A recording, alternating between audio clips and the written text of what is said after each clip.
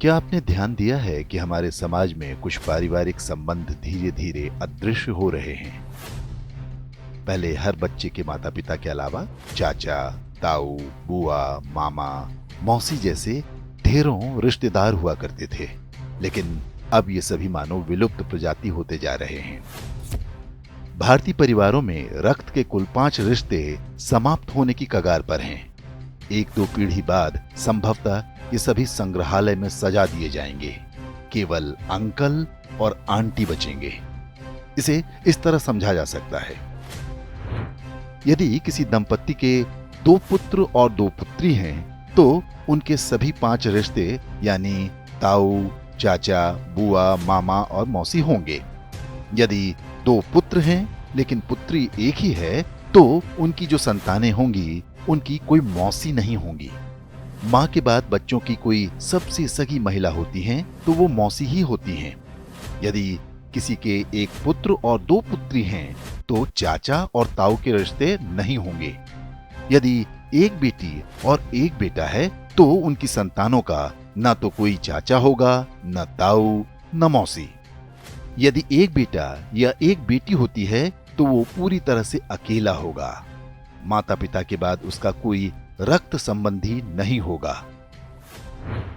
Single child family को उनका निर्णय तीसरी पीढ़ी यानी जिनके वो दादा दादी होंगे बुरी तरह प्रभावित करेगा।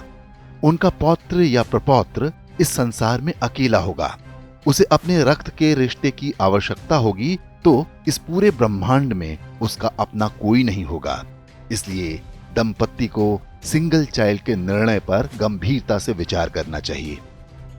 ये न केवल हमारे बच्चों को एकाकी जीवन जीने को विवश करेगा, बल्कि हमारी हिंदू परिवार व्यवस्था को भी नष्ट कर देगा।